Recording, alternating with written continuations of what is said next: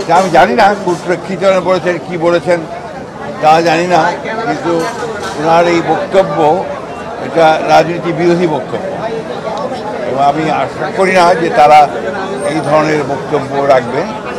রাজনৈতিক দলগুলো সবসময়ই এই অন্তর্বর্তী সরকারকে সমর্থন করেছে এবং সমর্থন করার উদ্দেশ্য একটা আছে, এটা হচ্ছে গণতন্ত্রকে পুনঃপ্রতিষ্ঠা করা, রেস্টোরেশন অফ ডেমোক্রেসি। সেটার জন্যেই আমরা কাজ করছি 15 বছর ধরে। আমরা সংগ্রাম করেছি, লড়াই করেছি এবং এটা উনি কী উদ্দেশ্যে কে বলেছে আমি জানি না।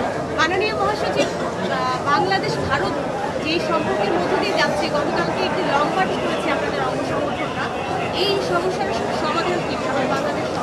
আলোচনার মধ্যে দিয়ে তো সমাধান হবে, এগুচ্ছে তো। স্যার, ভারপ্রাপ্ত চেয়ারম্যানের কাছ থেকে কি বার্তা নিয়ে এসেছেন বাংলাদেশের রাজনীতির? ভারপ্রাপ্ত চেয়ারম্যানের সাথে বার্তা দিয়েছে যে আপনারা সবাই ধৈর্য ধরবেন। একটা বিশাল বিজয় সূচিত হয়েছে জনগণের, এই বিজয়কে ফলপ্রসূ করতে হলে অবশ্যই সকলকে ধৈর্য ধরে কাজ করতে হবে এবং গণতন্ত্রকে পরিষ্কার করতে হবে এবং গণতন্ত্রের যেটা প্রথম পদক্ষেপ ফটক, সেই ফটকে যে নির্বাচনের জন্য সকলকে প্রস্তুতি নিতে হবে। উনি কবে নাগাদ দেশে ফিরবেন এটা নিয়ে ইঙ্গিত দিয়েছেন? ওনার যখন সুযোগ হবে, অর্থাৎ আপনার মামলা মোকদ্দমা করে শেষ হয়ে চলে আসবে।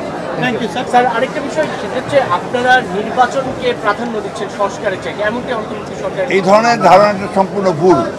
আমরা 2 বছর আগে সংস্কারের কথা বলেছি, 31 দফা সংস্কার দিয়েছি। তারও আগে 2016 সালে আমরা আপনার ভিশন ফর আপনার বিএনপি 2030 দিয়েছিলাম এবং আমরা এখনও বলছি যে আমরা ন্যূনতম সংস্কারগুলো করে নির্বাচন দেওয়ার জন্য। এই জন্যে যে বাংলাদেশে যে সমস্যাগুলো তৈরি হচ্ছে, এই সমস্যাগুলো নির্বাচিত সরকার ছাড়া সমাধান করা বেশ challenging.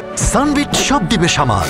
Sunbit magic press dishwashing এর মাথা ঘোরানো সলিউশন।